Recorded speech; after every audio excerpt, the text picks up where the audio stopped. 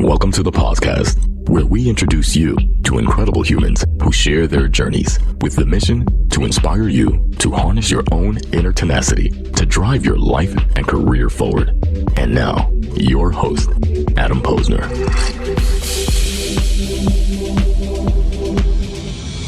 We are back with a familiar face to the podcast. John Baldino, how you doing, man? Hi, buddy. How are you? Good to see you. First time we met was a year ago here at this place. I was filming it over there. And, Really? We've all come a long way. And I was like, this guy's got something here. It's funny. He's interesting. He's smart. I'm like, there's something I kind of like about him. And started to learn what he did, started to understand the business, started to see this ecosystem of this HR and TA tech world that we live in.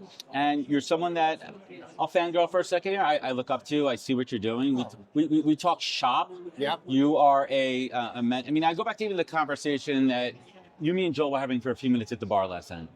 You're very generous with your knowledge and helping us understand the pieces here, because there's a lot going on. Yeah. Like if I was going to take that camera and spin it around, Right. You have so many different companies here that are at different stages. Most of them are doing the same shit, just skinned a different way. Yep. But for folks out there that don't know you, tell us who you are and what you guys do. So thanks for having me again. I'm John Baldino. I am the president of Humareso, which is an HR consulting firm. And we work with all kinds of organizations across the country. And it's also a former male dancer. I still dance. But not professionally. Ain't Chippendales kind of dancing? No, like club kind of dancing, but you know. Oh, we're gonna bust this out tonight. Oh, actually, we might. Actually, Are you staying for tonight? I am. All right. I want to be the JT sub for some of Timbaland's songs because Timberlake's not going to show up. What about Nelly Furtado? Did we get some Nelly Furtado? I love me some Nelly Furtado. You could do for Nelly Furtado. You don't be. You would be amazing. Or we can get Jackie to do it. Jackie's going to stay. You could sing? Yeah, Jackie Clayton can sing. We're gonna have a good time over there too. So let's use this as a little time capsule. Let's use it. Yep. What has changed in this space in the last year? God damn it! Don't say AI. I'm like doubling down on AI, everyone. It seems like it's the next big thing. Seems like they're onto something. Actually, two things come to mind besides that. I think the push for practical HR in HR tech. What does that mean? Meaning, we really have to get better at delivering messaging to HR practitioners that make the technology opportunities we're putting before them mean something. Because most of the people at this point have gotten burned in their companies. The HR folks who brought in a vendor, added a piece of software, and then it doesn't do what it needs to do, or it's not as advanced as they thought. And your CFO, CEO, COO is like, hey, we tried your thing before, right? Do you think it's victim of shiny object syndrome? Definitely Right? a bit of shiny object. And maybe even, It's AI tech. You don't actually need it. You just need to fix your shit that's already broken. well, and you Without the actually, tech. I'll make it even worse. You have to actually use what you already have. It's like if you gave me a brand new Ferrari and I don't know how to drive stick shift, and now the thing just sits in my driveway and depreciating. But it looks great. Looks great, and I'm going to tell everybody that we have it. Right. Right? Oh, yeah, we're using whatever. And you're like, terrific. No. How's that working out for you? Well, you know. Do you think it's even simpler than that, where we need to get back to the core foundational principles of what human resource and talent acquisition are? They're over relying on the tech to solve problems like volume instead of quality? Well, there's two answers there. There's 17 questions in there. Right. HR Telling the and mushrooms to kick it TA, in. the problem with HR and TA is, and I'm even going to say for people who are here, there are too many organizations where that's a combined function. And I'm not I'm mad, so happy we're talking about this right now. but it is a combined function, so that they don't see the difference Right. from a specialty standpoint. Let's give a little history lesson here. Yep. Keep me straight. Yep. Back in the day, human resources was all things people. Yep. People would fax in their resumes. They would mail them in. Then we went to faxing, and human resources would handle hiring. Yes. And then at some point on the timeline, we developed this new department called TA. Yep. Now, Some folks call TA talent acquisition. I move it towards talent access. I don't like the word acquisition. They don't acquire people. Yep. It's like the baseball or sports, Right. right? But we're accessing them to opportunities. And I get it. Some people kind of interweave the two. They take them one the same, but they are different functions. Well, how do you differentiate, and what are your thoughts here? So talent acquisition, talent access, part of the problem with that as well is we've got organizations where that's recruiting. Or it's called recruiting. But I mean, it's what I do for a living. I didn't even call it that. No, but yeah. But to be fair, I'm not in HR. I was just going to say to you though, but to be fair to you, what you know how to do in some ways is more than recruiting. I'm not poo-pooing recruiting, but it is more than that. Marketing, sales. Right. That's not the experience that a lot of recruiters have. One of the, again, entry-level roles for some folks is recruiter. Yeah, they put them in for like talent, like the admin part of the scheduling, Yes. the early coordination, But we early call them sourcing. recruiter. Yeah, they're not recruiting. Correct. Yeah.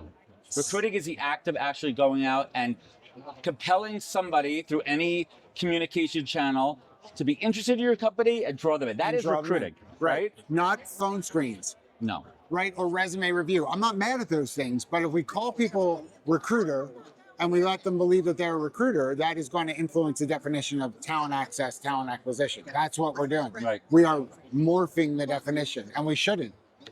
We need to separate. I think as an industry, we need to separate what HR is, but then it kind of boils up to a leadership perspective, right? Like I think in a perfect corporate organization, you have your CHRO, that person responsible for all things people function, that's not recruiting talent, and then you have your chief talent officer. Right. Talent should be there, and some of the organizations they kind of morph them into the same.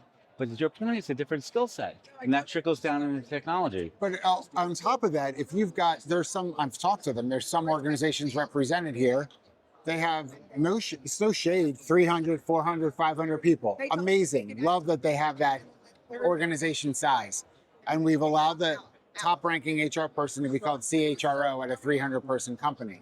That's really difficult to set that person up for success long-term because they can't CHRO for 300 people the way that a CHRO would do for a 30,000-person company. What are we setting them up for? This is difficult because we've allowed title to become self-esteem oriented. Oh, we're going there. That's a whole other thing as well, too. When I talk to entrepreneurs... I mean, am I fair or am I unfair? No, I think it's fair, but let's break it down. Why are they not successful with that title in a 300-person company? Why are there more fail points because of a title? Why should it freaking matter? No, it shouldn't matter, but what we're doing is the CHRO for the 300-person company now is saying, I'm ready, and they keep applying for the 30,000-person CHRO job, and they're not getting the interview, they're like, well, I'm doing it. No. We haven't helped people know. When you said to me, last night we were having that conversation, and you were saying, oh, you're generous about, honestly, part of it for me feels like it's my responsibility, because we're losing the definition of some of these things. I'm happy for you to be a director of HR for a 300-person company. Rock it. Yeah. Do the thing. Are you a CHRO? No. No. You don't have the budget. You don't have the reach. Why would we do that? You don't understand the scope of what it really means. Right. I mean, there's also a bigger problem. So when I talk to candidates about this all the time, and listen, at my peak in 2022, I have 13 employees. I never called myself a CEO. Because that's not what I am. I am the president. I was a leader of it. I purposely decided to call myself a managing director because that closer aligned. I was the director and I was and I tried 100%. To use that as an example. Of course, it's my company. I own the LLC. I'm a sole proprietor and all that kind of stuff. And I think candidates are kind of shooting themselves in their foot. I know we went completely off course on this, but candidates are kind of shooting themselves in the foot. And now I found something interesting too. I was a self-fulfilling prophecy. Because, and I'm going to be very candid about it. Let's open up the book here. During a downturn economy, it's been rough for us independent agency recruiters. Yep. So I said, you know what? I'm going to put myself on the job market and I'm going to apply to jobs. I quickly found out that I am unhireable. And why do you think that? Because whoever is looking at my resume, and it's usually, let's call it what it is, it's a lower level, recruiter. And what's the first thing they see? Business owner. Adam's been owning his own business for 8 years. Why the hell is he looking for a job? Yeah. He must have failed, or once the market gets good again, guess what? He'll be out here in 3 months. Yep. And that was really messed up. That's actually Very good. It was really messed up, dude. I am unhireable. But the problem with that is that so two things. We've got to teach recruiters, the recruiter, how do you really look at that resume rather than being told by someone above you, if you see this, and this, get rid of them. But how to ask good questions. Right? I mean, imagine imagine bringing someone like me into an organization where you're like, dude, Adam knows what it's like to build a business. Yeah. He's learned how to manage people. Yep. He understands to see big picture here, organizational standpoint, and not just look at the fact that, it's a real problem. And it's also a much larger problem because it's a volume problem right now. And there's also a lot of great internal recruiters. So why the hell would they pick me? Yeah.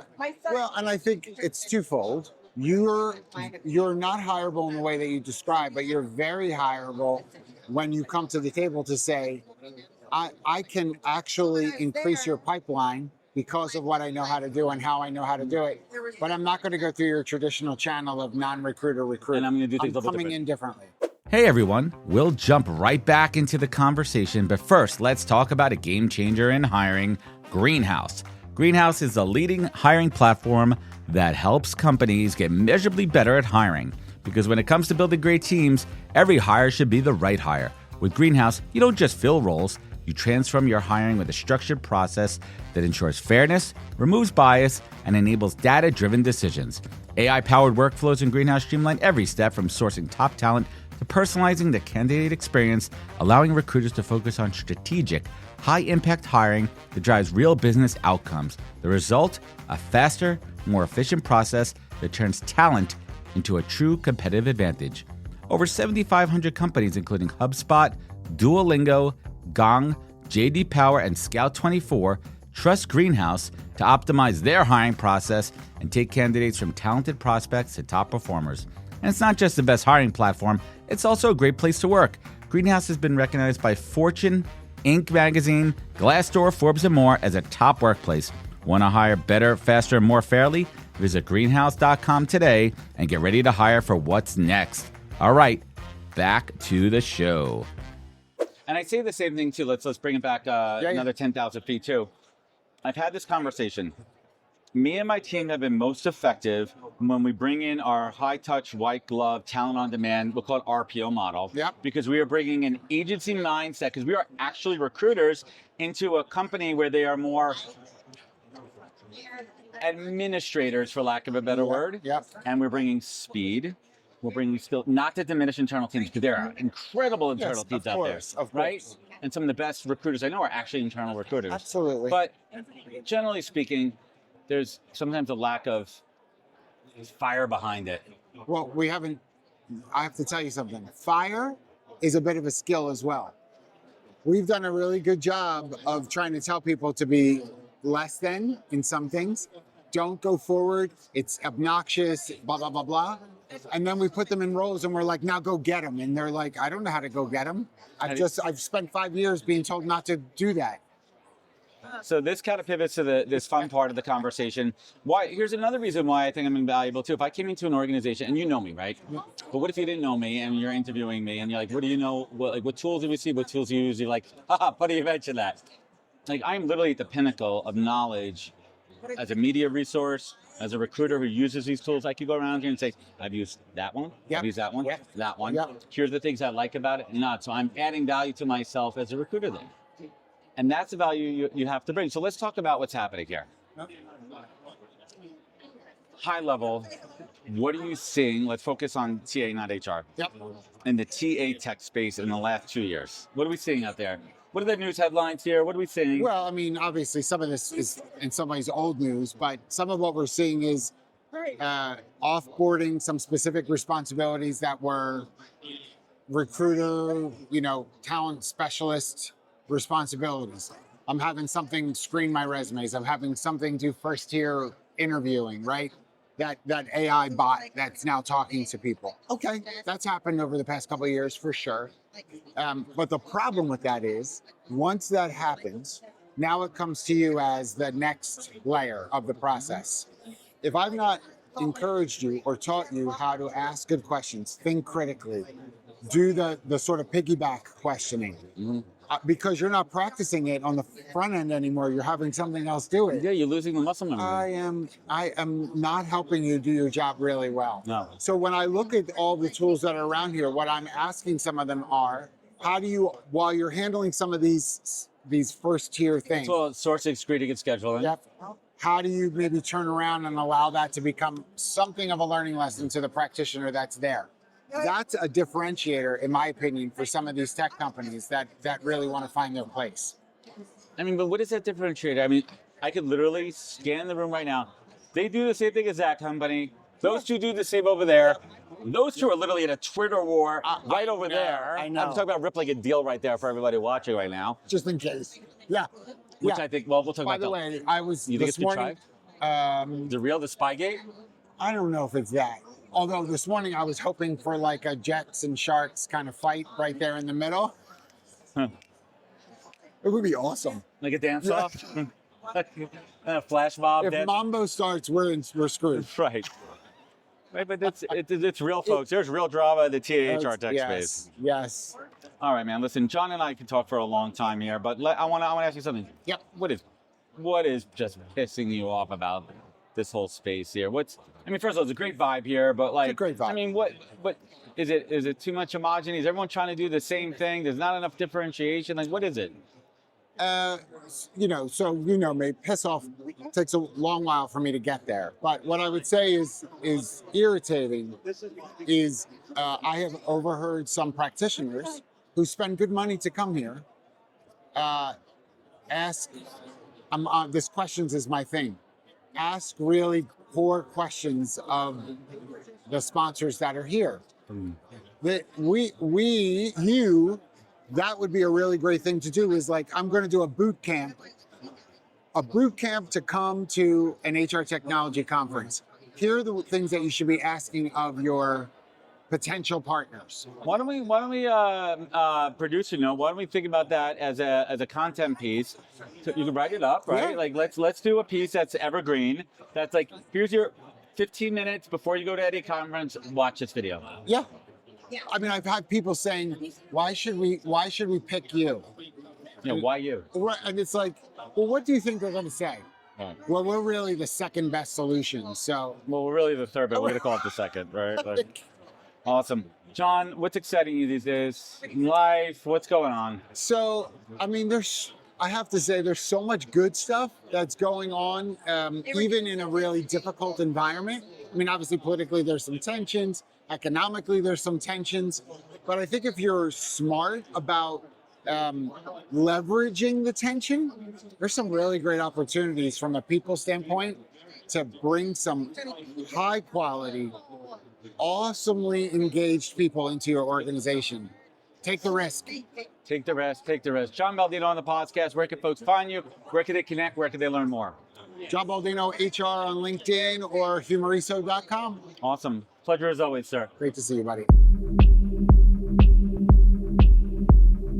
Wisdom is forever, but for us, it's time to go. Thank you for joining us. Luckily, we'll be back with our next episode soon, jam-packed with more incredible humans. Thank you for listening, subscribing, and sharing. To join the conversation, search the podcast on LinkedIn. And to catch up on past episodes and more info, please visit www.thepodcast.com.